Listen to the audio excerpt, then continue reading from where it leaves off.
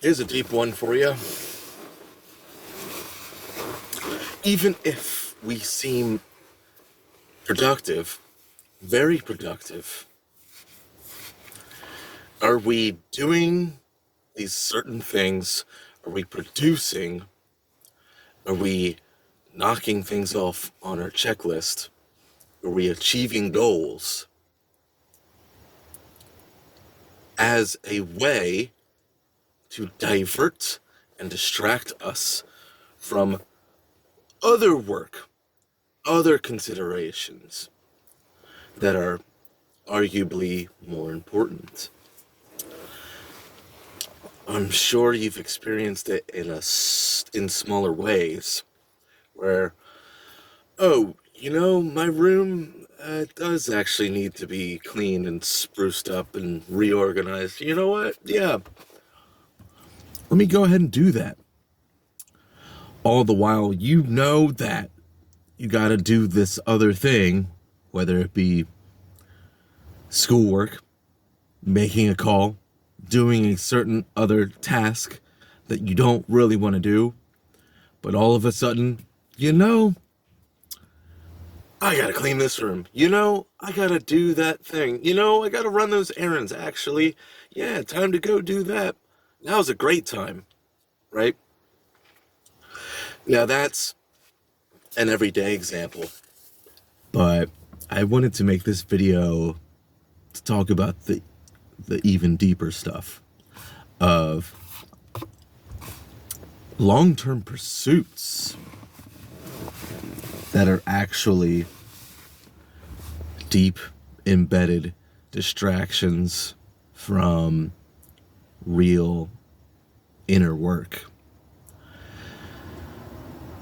Now, of course, real inner work essentially wants to be defined, right? The certain tendencies, the certain thought forms, the certain memories, feelings that keep coming up that just demand satisfaction, but less so satisfaction than attention and dissolution to eventually reintegrate as something that's more beneficial. Whoa, what? Yeah. If you meditate, you probably understand that. Or if you do shadow work, or if you've done therapy, or other certain modalities that I'm actually making a book about at the time of making this video. I'm about 65-70% of a book called Sober Psychedelics, and a lot of those modalities, and yes, done sober, a lot of those modalities will bring you to a state, an opportunity, where your subconscious, in different ways, shapes, and forms, through, inner voice, thoughts, imagery, etc., when it comes forth, it is an opportunity for us to notice, to lightly engage,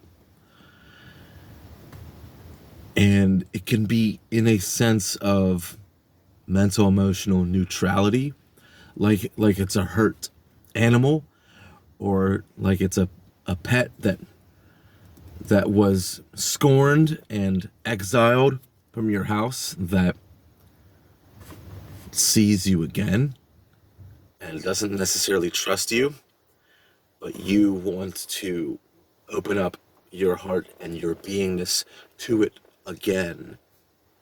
So there's that. So all of that, in terms of sober psychedelics, in terms of accepting the invitations and the opportunities for these uncomfortable internal blossomings,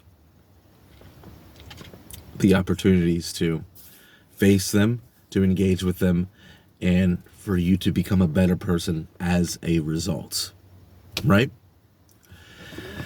So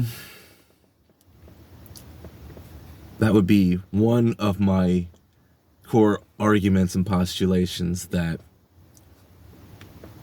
the general populace is living an entire life, creating entire careers, knocking off all these things on their checklist, off their to-do list, day after month after year, to be too busy to deal with these internal opportunities and invitations. Woo! There's that. All right.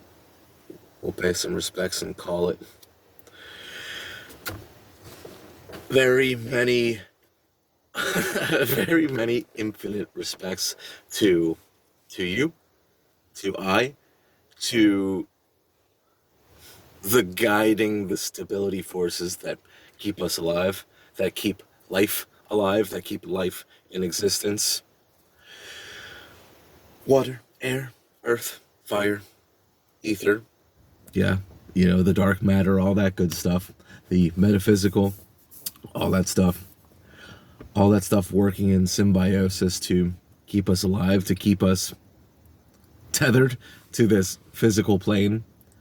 If most or all of this stuff sounds woo-woo, we're just getting started. But no, to pay respects to just life in general, I do this as a reminder to myself and to you, the audience, that the more that we do that, the more that this appreciation essence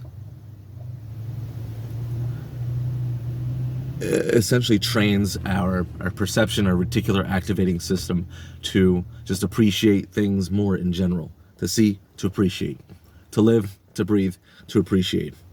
So it's a reprogramming, it's a software update, right?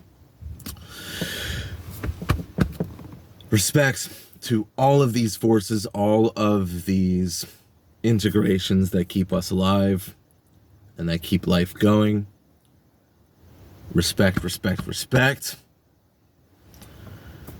More on this and more later. So later. This is Mac 11. Catch you later.